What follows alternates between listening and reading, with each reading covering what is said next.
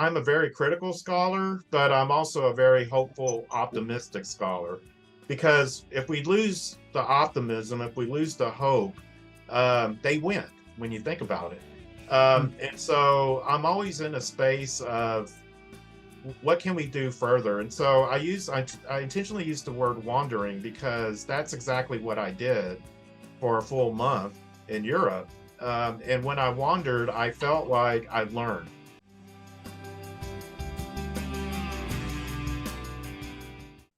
Hello, and welcome to Student Affairs Now. I'm your host, Keith Edwards. Today, I'm joining the faculty who led the recent ACPA Faculty Racial Justice and Decolonization Institute. I'm excited to learn about their experience planning, leading, and the participants' experience with the Institute. Student Affairs Now is the premier podcast and online learning community for thousands of us who work in, alongside, or adjacent to the field of higher education and student affairs. We release new episodes every week on Wednesdays. Find details about this episode or browse our archives at studentaffairsnow.com. Today's episode is sponsored by Simplicity. A true partner, Simplicity supports all aspects of student life with technology platforms that empower institutions to make data-driven decisions. As I mentioned, I'm your host, Keith Edwards. My pronouns are he, him, his. I'm a speaker, consultant, and coach. You can find out more about me at keithedwards.com. I'm recording today's episode from my home in Minneapolis, Minnesota, at the intersections of the ancestral homelands of both the Dakota and the Ojibwe peoples. Let's get to the conversation. We have folks here who have planned, orchestrated, and then recently led this institute. I'm so excited to hear from each of you about that experience and help share the learning with folks who weren't able to attend. Let's meet each of you. And Q, we're going to start with you. Tell us a little bit more about you. So good morning, good afternoon, good evening for folks at the time of the recording when you're viewing this recording. My name is Quortne Hutchings. I usually go by Q. Pronouns are they, them, theirs. I'm an assistant professor of higher education at Northern Illinois University in DeKalb, Illinois. A little bit about my connections to this work. As an early career faculty member, I just finished my second year as a faculty member at NIU and have taught some courses primarily on curriculum and pedagogy, and really wanted to really dive a little bit deeper and kind of get into curriculum pedagogy bag, if you will. And this felt like a really great opportunity to really work with some phenomenal colleagues. And so that was one of the reasons why I decided to get started and join a part of this community. Awesome. And we also have Laila, who is just with us on a conversation about labor acknowledgments. So glad to have you back with us. Tell us all a little bit more about you. Awesome. Thanks again. My name is Laila McCloud. I use she and her pronouns, and I'm assistant professor of higher education at Grand Valley State University, which is in Grand Rapids, Michigan. My interest in working with this institute is really my own research and experiences with ungrading in HESA classrooms, and just really wanting to expand the conversation about the scholarship of teaching and learning within our field. Terrific. And Rick's joining us too. Tell us more about you, Rick. Greetings, everyone. Hola, buenos dias. My name is Ricardo Montelongo. Please call me Rick. And my pronouns are he, him, his, el. And I'm an associate professor in educational leadership at Sam Houston State University. And I teach primarily in our higher education master's and doctoral programs. My connection to the Institute largely aligns with my research interests and my general interests in student affairs administration, especially experiences of Latinx, Latino, Latina professionals in the field. But I also think it's important that I am also interested in what's called critical digital pedagogy. I am an online instructor, and so I wanted to bring some of that experience in the lens of this institute. Wonderful. Glad to have you here. And Ericka. Hello, my name is Ericka Roland. I am an assistant professor at the University of Texas at Arlington in our Department of Educational Leadership and Policy Studies. My pronouns are she, her, and hers. The reason why I wanted to do this, I'm really passionate about teaching, more so coaching, and what does that look like, not only in a classroom, but what does that look like for advising Also moving students through dissertation phase, those kind of things. So for me, it's an opportunity. It was an opportunity just really to sit with other folks to really think about how do we do this work, because we don't often get the space to do that. Yeah. And then also for we're missing Michael Williams, who's also part of this. He is an assistant professor at the University of Missouri in their Department of Educational Leadership and Policy Analysis. A lot of his work focuses on mentorship, socialization. So he's been instrumental and really big part of our team. Yeah, thanks for introducing yourself and honoring Michael as well. I really appreciate that. I'm really excited to learn from all of you as you planned and organized and deep dive, and I'm sure had powerful conversations with each other, and then worked with the participants and then learn from that experience.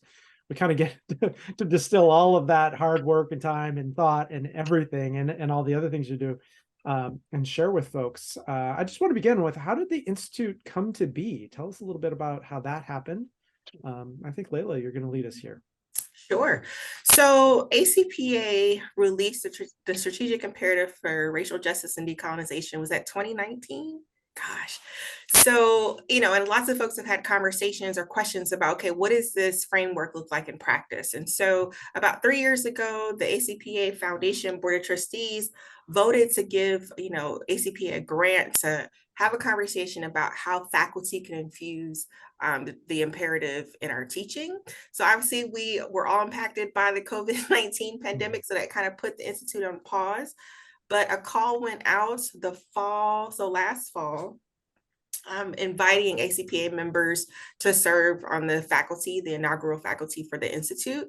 We applied and were selected and started the conversation about what would it look like to create an institute centering this imperative. And then Ericka can. Yeah, I think in our planning, of course, we looked at what the foundation kind of wanted us to cover, but for the most part, we really tried to be intentional and really think of ways to push pedagogy and teaching in higher ed student affairs. And so we had to have some intentional conversations about what exactly are we talking about? Are we going to talk about kind of the social political times? Are we going to talk about student relationships? Are we going to talk about teaching and learning or content? And so we spent a lot of time really trying to understand where the content was. But for the most part, we wanted to be intentional about providing an experience where folks can build relationships, because we believe in order to be to enact racial equity and decolonization, first you have to start with some relationships. And also this idea that oftentimes we teach in silos. And so it's really nice to know that other people are thinking about this. And so we really tried to plan a community-based conversation dialogue, intentional institute, right? And try to model some of our pedagogical approaches. Well, first of all, kudos to all of you for the courage to be faculty for an institute for faculty. I mean, that's usually a not it. I'd prefer someone else do that. So thanks to all of you for applying and wanting to do this task of being faculty for other faculty. I love the intentionality going into this. What was the experience of the Institute like for the participants and for you? Q, what was it like for the participants and for you? Yeah, one of the things I think I'm thinking about as this happened last week, it's kind of really fresh in my mind and my heart. It was just, to me, felt like just a phenomenal experience. I think at first, it felt like the first day of school at first, when some folks know each other, some folks don't know each other. But I think that at the heart of it, people really came in from a space of curiosity and engagement. One of the things that I thought that was really beautiful is that we separated each of the days based off of the different tenets of the strategic imperative, talking about critical consciousness the first day, and talking about things such as ungrading and other ways of how we engage in that work. We also talked about humanization and radical democracy on the second day. And throughout the time, I think for me, it felt like I was just among a community of people that also just loved teaching and wanted to deepen their teaching and pedagogy, like really in ways that folks were sharing information. It felt like, as I called it, like a curriculum cipher. Like it felt like folks were just dropping knowledge about how do they engage in the classroom in these ways from a community college perspective. There were folks who worked in first year experience. There were folks who worked in higher ed. There were folks that worked in different fields of education. And I think that created such a perfect blend of how do we talk about the work through the strategic imperative lens. I think that's so great, because I think faculty, as Ericka mentioned, faculty life can be so siloed, right? You teach by yourself, you're in community with the students, but you don't know, am I doing, is that similar to what other people are doing? Does someone have a great idea that I've never even heard about? And so sharing community connection, sharing tools and approaches and strategies sounds super fun. Rick, what about you? What was the experience like for you? It was a fantastic experience. And, looking at the participants that were part of the Institute, you couldn't ask for a better group of participants, especially for an inaugural event. And I think for me, it was really, a part of me was a little uncertain, like, what is this going to look like in the end? And looking back, it's like, for an inaugural event, you can only imagine what next year's event would be. And a large part of that was exactly what Q is describing, a lot of community relationship building. But I also would add, I think a lot of our participants came with the comfortableness of sharing, like, I guess some of the vulnerability, but also like, I want to try something. What are your thoughts about it through the lens of the strategic imperative? And being in that space where there was a lot of validation was, I think for me, made the event impactful. And I will say that, working with the faculty team, even amongst ourselves, we learned a lot from each other. They learned my nickname is Papa. And so there's a meaning behind that.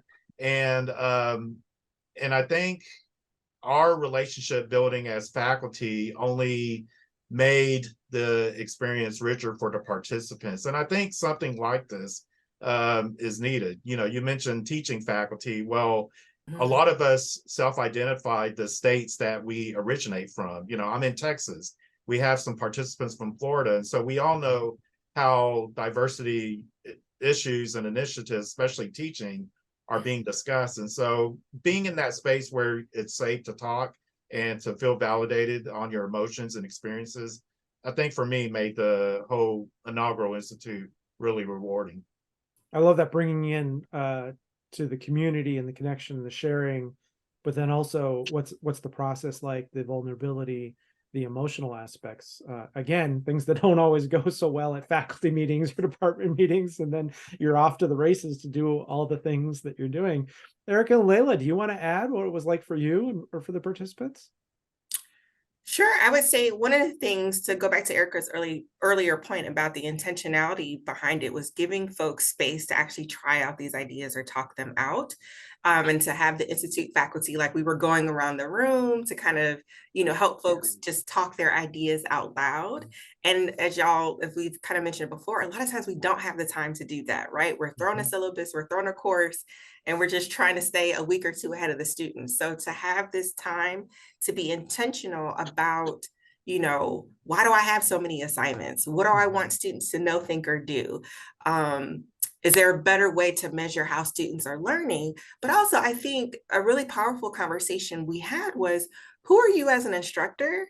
And then how do you communicate that to students, in your courses, the way that you design them, the readings that you select, the activities or all of these things are shaped by how we understand our roles. Another thing that I thought was really great for our community there was we had folks from higher ed and not from higher ed, right? We had folks from community colleges, four-year institutions, from around the US and Canada. So the fact that we were able to attract for our inaugural event, as Rick said, folks from all over, different institution types. Some folks only taught undergraduate students. Some folks taught, master's level or doctoral level students. So being able to hear, and there are even some doc students who haven't taught yet, right? So just being able to have that space of diversity of ideas and the intergenerational conversations that happen, I think is really important for us to think about how that influences the work that we're doing in the classroom. So the energy was just great. Again, shout out to the ACPA Foundation for their generous support of this, because I think when you're able to fully be present in that space, a lot of beautiful things can happen. So I would say it was overall just a really great experience. And I would add, I have a unique situation where I was not on site. So I felt like the big brother trying to figure out, like, what's happening? Can y'all give me a play-by-play? But my colleagues on the Zoom here, they were busy facilitating. But one of the things I thought was very interesting that I don't know my colleagues know, that some of the participants, I would check in with them after the event and see what happens. And so this idea that what they were learning, it was transformative in that moment. But how are we communicating what they learned and what they're thinking about beyond just the people that were there, right? And so it was nice to be able to talk to some of the participants and say, so like, how was it? What was the experience? And to hear from their perspective as a person that could not be there. I think that's even more transformative for me, because it's like, we planned a great institute, we had an experience, but we still don't know the magnitude of what happened in that space, how it will impact other people and other ways of teaching and learning in higher ed. And so, and that participants are willing to share. And that's always a good situation. So as a person on the outside for the on-site, we're really figuring out how learning can go beyond just the in-person experience. I love that. I think the trickle of this is powerful, from the faculty who attended to their students, to their colleagues who they're going to share ideas with, to then the faculty that they will mentor as doc students and things, and who then, you can really sort of see this spreading out. And as Rick's drawing our attention, sounds like this won't be the only institute, the inaugural one. There'll be future ones, and what you all did hopefully gets built upon and made even better in the future. And this conversation opportunity to expand that impact as well. So I'd love to hear from each of you. What did you learn from the process? I mean, you were faculty, you were leading, you were guiding, but it sounds like you were very much participants as well, engaged in the self-work, engaged in the community and relationships, and engaged in the sharing of experiences and pedagogy. What did you take from the process that you're eager to bring to your own roles? Teaching, researching, mentoring, leading. Rick, you get to, or Laila, you get to kick us off here. What did you learn that you want to bring to your own faculty role? One, that my colleagues are absolutely brilliant. I think Rick said earlier also that like we learned so much from each other. Like we were literally just taking so many notes. I think the biggest thing for me is how do I get my students to continue to connect outside of the classroom, right? So a lot of times we're focused on what's happening in that 3-hour time block or whatever, but how can I give not additional homework, but give additional guides or ways that students can further make connections with the material. One thing that keeps coming up for me as someone who teaches in a master's only HESA program is there's such a disconnect between sometimes what I'm teaching and what students are seeing in their assistantships or practicums. So how can we strengthen that relationship? And so a lot of the conversations, small group conversations that I was a part of talked about that disconnect. And that's something that also ties to my own research, and that how are we really promoting a better integration of theory and practice? Like we say it all the time, we market our programs this way, but as we're seeing declines in enrollment or people being frustrated about student affairs as a profession, all of this makes me think about how can we close those gaps. So that's something I'm taking away for sure. Wonderful. Wonderful. Rick, what did you take away? At the Institute, the component of the strategic imperative that I discussed with the Institute members and with my colleagues was radical democracy. And so the way I tried to explain it was looking at how, the words and dissecting the words that create that particular component, because, obviously there can be some reactions on just reading those words to those unfamiliar with the imperative. And so recently I did a pilgrimage in the Camino de Santiago, and I think some of your viewers and some of you on the screen are aware of what the Camino de Santiago is. And so I aligned. But tell us a little bit more for folks who aren't. Just give us a little bit more. The Camino de Santiago recently, especially since the 1980s, has seen a rise in popularity, especially amongst popular culture, as a meaning-making experience. And there are many routes that are part of this pilgrimage, but the most popular goes from the border of France and Spain and transverses Spain to a city, Santiago de Compostela. It is a pilgrimage, but like I said, it has become very popular as either an adventure, a hiking adventure, or I think from my interactions, people start as an adventure, but end up making it a meaning-making experience. Yeah. And so going back to the Institute, since the experience was so recent, the Institute occurred 2 weeks after my Camino experience. I'm so glad I was able to talk about radical democracy because the Institute, or excuse me, the imperative talks about the worlds we want to create that are centered on love. I was able to experience a world where love is the core. You just have to walk 500 miles to understand what love means. And yes, it does hurt physically, but it really reminded me that, and what I saw at the Institute was the imperative is all about creating community. It's used in different ways in terms of practice, but for the Institute, we focused on teaching. And so how do you create community in teaching? The only way you can create community and relationships is by conversing with people, right? Once you make a conversation, then you start learning about the person or persons. And so that's what I know I was kind of rushing through my part, but I really want to use the imperative to focus on, like, to create that community. All it begins is saying hello to someone. And I learned that from doing this meaning-making experience called the Camino. And wouldn't you know, at the inaugural Institute, I saw that, like, it just began with, you sat on a table, you said hello, and by an hour later, you're sharing ideas, you're laughing, you're talking to us, the faculty members. And so, I'll end with this because I did disclose, I think amongst my colleagues here, I have a more seasoned lens. I've been in the profession since the early 90s. And I brought that knowledge to really think about, like, the transformations that ACPA has gone through. And for me, I think it was Laila mentioned the intergenerational conversations. That's very important. As a Gen Xer, seeing the new generation transforming higher ed, I think they need to learn from the seasoned professionals and vice versa. And what better way to do that through teaching ideas, seeing people who are interested in tenure track faculty positions or just teaching in general, and supporting each other. And so I just thought the world we create, radical democracy, conversations, community building, and then after that, making sure we're all supported.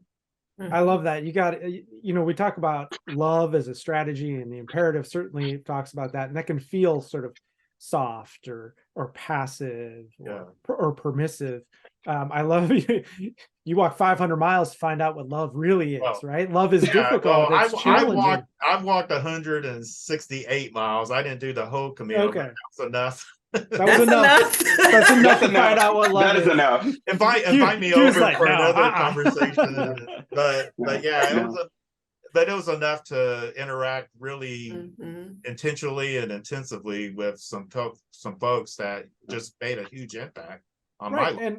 And strangers. And I think it points to love as a robust, challenging, difficult thing, and really engaging that around issues of racial justice, around decolonization, around equity broadly, and really bringing that focus. It's an easy thing to say. It's a much harder thing to do. It's an easy thing to say. It's an easy thing to critique, but it's a much harder thing to actually do. And it's the core of the strategic imperative. I mean, it all revolves around love. And I think when I even looked at the graphic for the strategic imperative.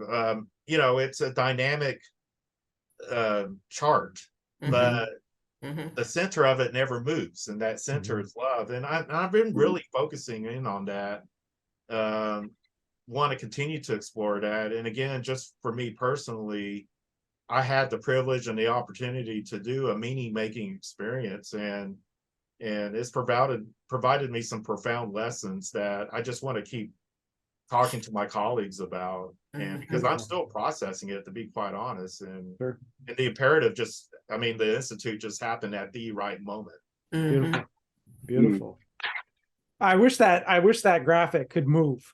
I wish that graphic could be, we could get a GIF and get it in motion and to sort of reveal that dynamicness. I think maybe someone with skills can help us. Ericka, let's build on this. So talking about love and new generation. For me, I took from the Institute is how to organize and think with faculty. Because any other time that I've done work with faculty around curriculum is like, hold on a second, y'all know how to follow directions? Everybody start doing their own thing, and you're just like, wait, stay on task. And so oftentimes when we talk about curriculum and teaching, it's really focused on what is the students going to do. I think for me, really taking away from is how to facilitate conversation with faculty, especially the rethinking of the ways in which we teach in higher education, especially as it relates to student affairs, as it relates to ACPA, because we're all these organizations, ACPA, NASPA, ASH, is having the same conversations about program coordinating. We need to change our curriculum. We got to be all these things. But I feel like one of the conversations that brought to light in this institute for me is that what we're not doing is really having a faculty conversation. We're trying to be student-centered without really dealing with or engaging with the folks that become the vehicle in which this happens, the thinking. And so for me, how important it is not to think about the imperative just for students, but what does that look like for curriculum building? What does that look like for faculty togetherness? Because I think at this point, and especially in student affairs, higher ed, we can no longer be in silos. We can't teach student development the way we've always taught it, right? Because there's outcomes to enrollment and all the other things, and that we're all stressed out about, that we can't, the joy of sitting with learning was taken away because we have to do all these things. But how do we integrate that? And so for me, trying to not shy away from having conversations with faculty. And my colleagues will tell you I'm pretty good at being like, that's not our focus. Let's get back to it. That's great. We'll note that. But next. But again, it's one of those things of how to really engage faculty without feeling that you're impinging on their freedom of speech or their freedom, academic freedom, or challenging their expertise, but knowing that we are at a time right now that we have to be a collective as a faculty and have real conversations about curriculum and how racial equity and decolonization goes through our curriculum. So that's what I took away from this.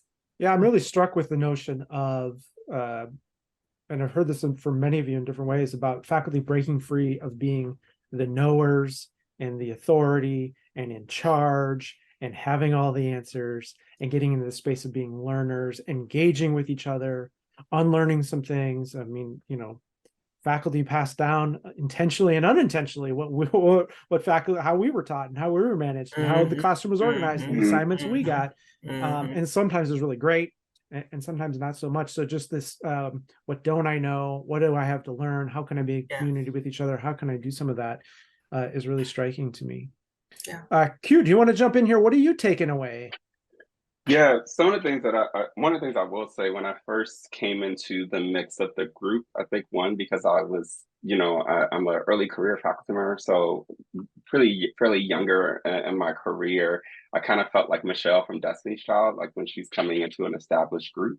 Like y'all are folks who are like super established faculty and done phenomenal work in teaching. And in some ways I was like, what is my space, kind of what is my groove into this moment with my colleagues? And some of the things I think that I've been learning throughout the process is that early career faculty also are folks who are engaging and learning by like doing things in their earlier moments, or just kind of in the beginning.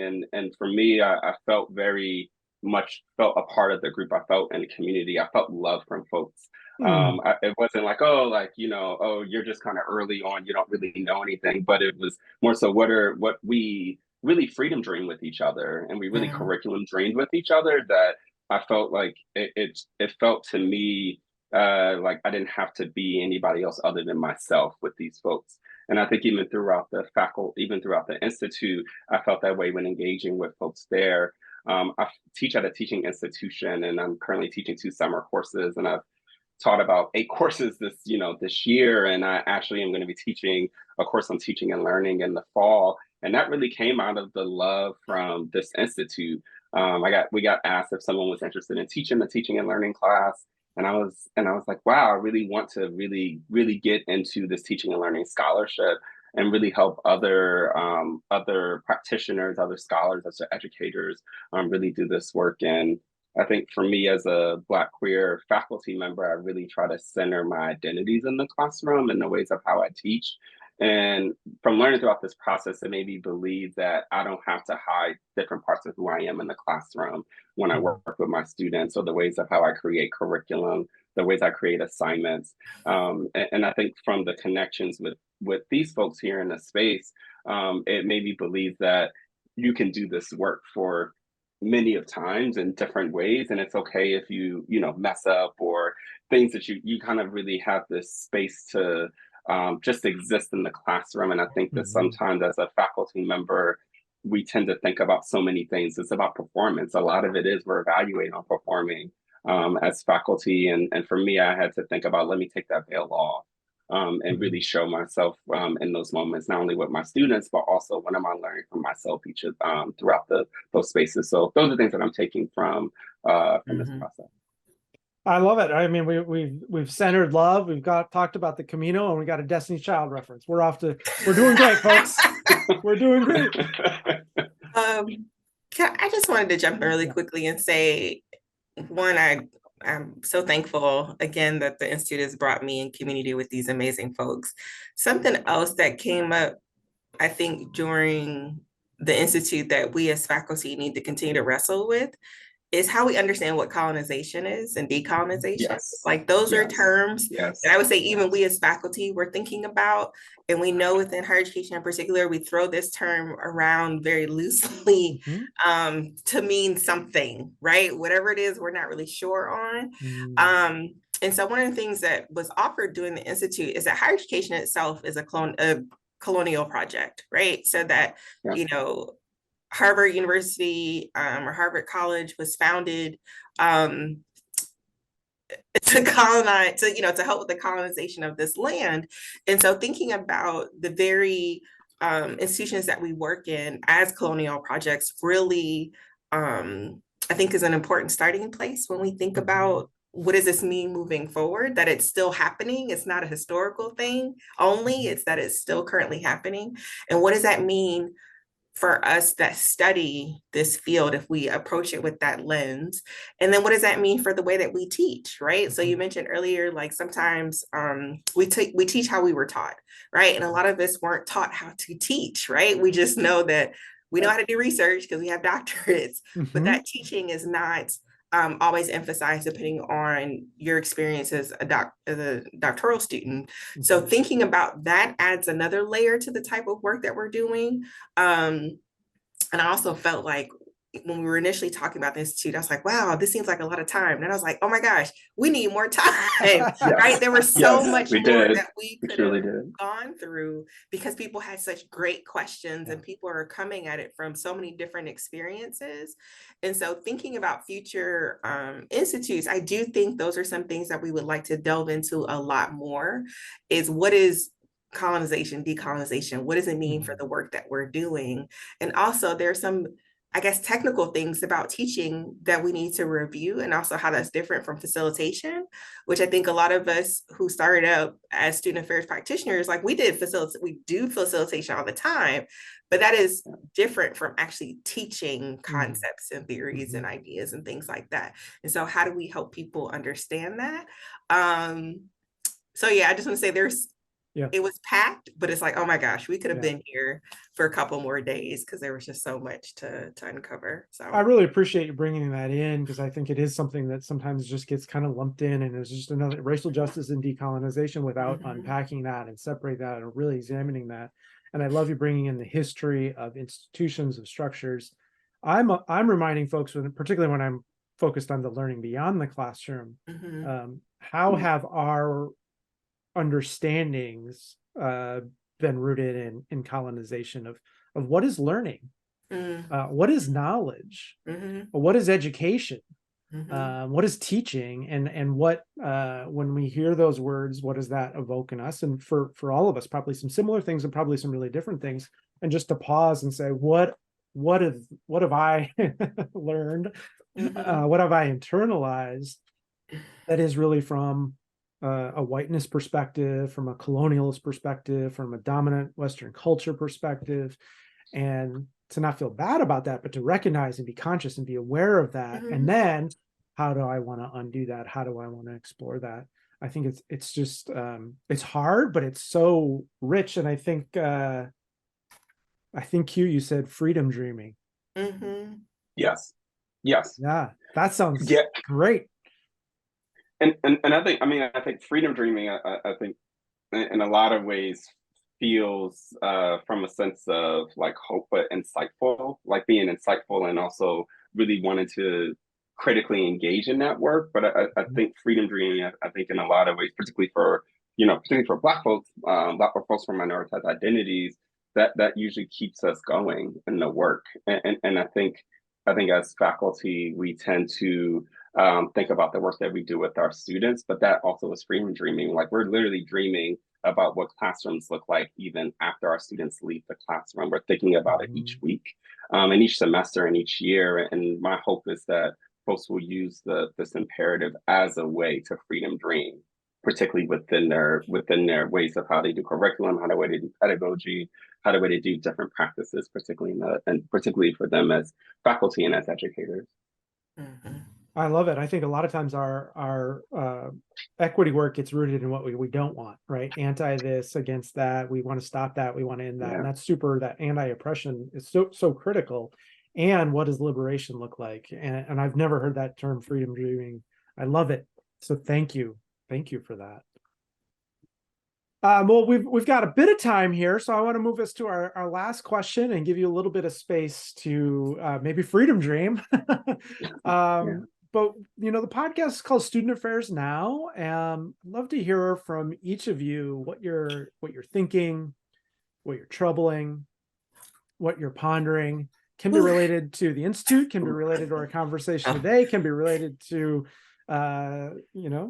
the world, or what you're thinking about as we're in this summertime, gearing up for fall courses, all the other things going on. And if you also want to share where folks can connect with you, that would be great. Rick, we haven't heard from you in a bit, so why don't you kick us off? What is with you now? Okay. Well, first I'll mention how viewers can connect with me.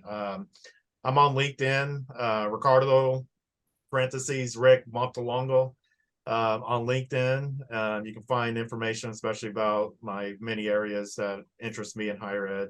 But I also have a personal website, Rick Montelongo, all one word.com. I need to update it, but I do plan to use that space to address your first question.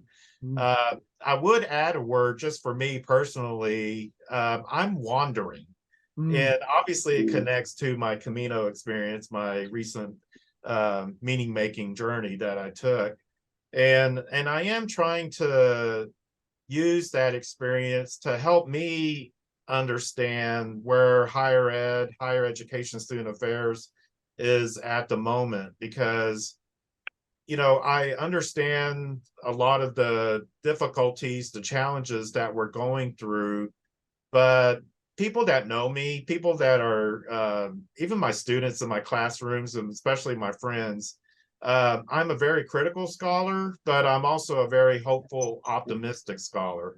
Because if we lose the optimism, if we lose the hope, they win when you think about it. And so I'm always in a space of what can we do further? And so I intentionally use the word wandering because that's exactly what I did for a full month in Europe. And when I wandered, I felt like I learned. And I want to continue to explore that and how I can learn more about higher ed and transforming higher ed through the process of the many things that I'm still processing from my meaning making experience. And mine was the Camino, but there are other meaning making experiences that are out there. You don't have to go across the pond or the seas to do something like this. And I think I want to explore that. I want to discuss that with my students. Like what is there something similar that you can do that I did that can have just as much impact? It could be visiting your mom or a loved one. I don't know. I want to keep exploring those questions and wander a bit. I love it. Wandering as pedagogy. There's your next podcast. That's your next podcast. Right. I would love to visit with you about wandering as pedagogy. Sounds to me, Rick, like that's an idea you're excited about, and I look forward to you really fleshing it out and putting it in practice. I will give a quick shout out. I mean, since you used the word pedagogy, and obviously this is in the lens of that, I do want to make a shout out to there's a wonderful institute, the Pilgrimage Studies at William and Mary, and one of the faculty members there, Dr. Ben Boone, was my informal advisor when I was on the Camino. And so there is study on that. Dr. Ben Boone, shout out to you, my good friend, my fellow Peregrino. He has written a dissertation and other articles about that. And so, yes, I want to learn from him and continue that discussion using something like this. Great. And we'll get some links in the show notes for folks who want to learn more. That would be great. Thank you. Laila, what's with you now? So many things. But I'll start too with where folks can find me. I'm Hey Dr. Laila on Twitter, Instagram, and LinkedIn if you want to continue the conversation. I am thinking more so about how do we expand the conversation around particularly the scholarship of teaching and learning. We know that higher education student affairs is a low consensus field, meaning that, people teach introduction to student affairs a million different ways. People teach history a million different ways. People say, I joke that, at some schools or some programs, the law class is very legalistic and sometimes it's just don't get fired, right? And so just having so many conversations around what do we want the future of this profession to look like, and how can we freedom dream, as Summerline says, together about what are the things we want to keep, what are the things we want to get rid of. And I think we're really at a critical point. I'm thinking, ACPA turns 100 years old next year, so there's the opportunity is ripe for us to start thinking about, okay, we've been doing these things. We could fill a whole library. Some of us have written entire lit reviews on what has and what hasn't worked. And so, okay, where do we go from there? How do we move these ideas from these journals, from these books into practice in ways that recognize the full humanity of everyone who wants to pursue post-secondary education in the US and around the world? But we have to start asking different questions. And I keep bringing this back to my classrooms where I ask, each week there's a big question that's supposed to kind of guide our thinking about a topic. But I'm also like, we need to start asking different questions, right? So I often give the analogy as a hurdle, track and field hurdle analogy of within higher education, we line up these hurdles for students. And instead of removing the hurdles, we just give them better uniforms and shoes through which to jump over the hurdles. And so if we ask different questions, the questions are going to be, why are these hurdles there? Why is our solution just to give them better things to jump over them versus looking at the maintenance? Who keeps painting these hurdles every year? Who keeps making sure that they're sturdy in the ground every year, right? So those are just, we need to think differently. Another example I'll give quickly is just, ungrading, which I think is taking off in lots of different ways. And I say, well, ungrading has limitations because the rest of the institution uses grades to keep folks out of opportunities, right? And so how do we move it beyond my individual classroom to these larger structures and systems? So I'm troubling so much right now, but also trying to get our colleagues in a larger conversation about, okay, what's next, right? Like we did this great institute, but our classrooms can't continue doing the same things that they've been doing. Right. And then we're surprised when people say, I don't want to do this anymore, or, this field isn't great. I think student affairs is an amazing field, not just because I'm a faculty member in a program, but I believe in the transformative nature of our work. Mm-hmm. But it can't continue, as Ericka said earlier, to be in silos. We got to come together. So that's going to be something I'll be tweeting about for quite some time. I love you've mentioned this in lots of different ways, the theory to practice, and how do we make this not just an institute, but also something people are putting into practice in the many ways that they engage as faculty, and then helping the students put that into practice, which is, as you said, something we always talk about. We don't always do it very well, right? Mm-hmm. We usually don't find out until we get past that graduation and we get that JOB and we're like, oh, I was not ready for this. I thought I was. That's great. Q, what are you pondering? Yeah, so first thing I will share, like folks can reach me or tweet me, LinkedIn me, email me if you want to reach me. That's a shout out to Kim Possible. But I will say you can reach me through Twitter with Dr. Q Hutchings. You can also find me on LinkedIn through my name, Quortne Hutchings, PhD, and then my email. I can share that as well. But primarily on Twitter is probably the best space to kind of tweet at me. One of the things that I've been thinking about, one thing what folks may not know about me or probably do, I'm a Pisces, so I tend to just very much sit in my emotions and my feelings and my thoughts. And so as you share with thinking, troubling, or pondering, I kept on thinking about reflection and discernment. And I think that's also tied into my work being at a Jesuit institution and been trained at a Jesuit institution for my doctorate. And I tend to reflect and discern a lot. After each of my classes, I actually call my mom. And so shout out to my mom. Love you, mommy. I process with her very much about my teaching, and she's also pursuing her bachelor's degree as well right now. And so there's been this like very much shared experience about what teaching and learning is like, not only through her eyes, but also through my eyes as well, and through our approaches and our lenses. And so it's given me some space to really think deeply about what happens to my students in the classroom even after they leave my class. And so I'm continuously thinking about the reflection discernment as I'm going up to third year review. How am I constructing my narrative? How am I actually outlining what those things look like? And it's also giving me some space of thinking of what are things that still need to be done? What are still things that needs to be evolved, I think, in this work? And so for me, I think I'm in a space of just reflecting on what does it mean to bring your full self into the classroom, and what does that mean when students are not able to do that, or when I'm not able to do that, and so how am I wrestling with those pieces, particularly in those ways? And so those are things that I'm currently thinking about right now. Wonderful. Well, call the mom for critical pedagogical reflection. We're getting it all here.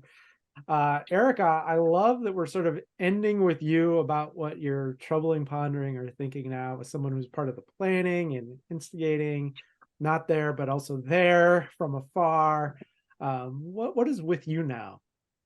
So you all can find me on Twitter at Dr. E. Roland. I'm gonna be honest, right now, only thing I'm tweeting about is WNBA. So go Dallas Wings. Yes.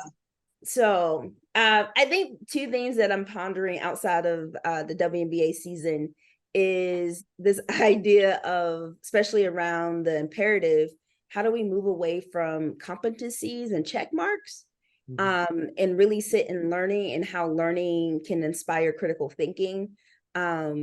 Because I think the question I think Laila has posed to us a couple times of how does our classroom experience match what's happening in student affairs? And I think that's hard to put it together in the ways in which we've been thinking about it versus how do we help people have space to imagine or freedom dream, and to develop their critical thinking skills. That way, regardless of the situation, that they have the capacity to engage in some critical thinking around what should be next, or making, I always tell my students, like, I want you to be conscious about your bias. I want you to be conscious about your oppression, versus it didn't just happen. And so for me, I'm really thinking about how do we situate learning and critical thinking, and less about competencies and job satisfaction or job equipment. But really that higher ed right now needs some people to rethink higher ed and to be able to critically think. I mean, but I also think that's kind of society big. We are docile bodies. And so how do we create spaces? There's no way for us to have change, no matter how many institutes we have, and we have people that are just willing to kind of check the box and do what they're told, and a few get it to the top to make decisions. So for me, I've been thinking a lot about that. And then the last one, because we're at the end of the summer, I think Q talked about bringing your whole self to your teaching, and keep thinking about, what does rest look like? Y'all, I am tired. Yes. Like tired. And tired physically, emotionally, and mentally around what's happening in our political landscape, where that situates me as a Black woman, but also our students are tired. And it makes me how lack of coping or resources they have, even as higher ed professionals. And so I've been really thinking about, what does rest look like, and how do we pause the checking of, like, you need to learn this or you need to have this competency, versus how do we just be and rest for a second? And so, yeah, those are the things that I'm pondering around just kind of a different way of how do we move forward, and what are those skills that we need to move forward, versus kind of what is the field and competencies that we can check off to say that we're valuable. We just have a couple minutes. I can't help it though. Say more about docile bodies. This is just 30 seconds. Just give us. You got more. I know you got 2 hours, but just say a little bit more. But just I think the idea of just taking in whatever there is, right? Just not uncritically just accepting. Like, we have all the information around, and it's kind of like, I don't want to make wave. I don't want a resistance. Therefore, I'm just going to do what I'm told, or I'm just not going to question that. And try to move towards kind of what Bell Hooks is saying is a critical spectator, is that not everything and anything can enter my mind and I just take it, right?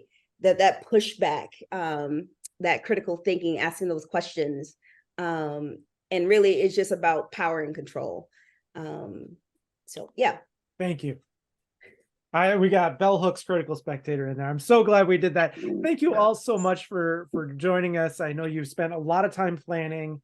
I know you spent a lot of time being at the Institute, and thank you so much for generously giving a little bit more time to talk about it and share it with others. I'm really appreciative to each of you for your leadership, your scholarship, and your time to share. And our colleague who couldn't be with us, Dr. Michael Williams, who is here in spirit, but not here on the Zoom. Thanks also to our sponsor of today's episode, Simplicity. Simplicity is the global leader in student services technology platforms with state-of-the-art technology that empowers institutions to make data-driven decisions specific to their goals. A true partner to the institution, Simplicity supports all aspects of student life, including but not limited to career services and development, student conduct and well-being, student success, and accessibility services. To learn more, visit simplicity.com or connect with them on Facebook, Twitter, and LinkedIn.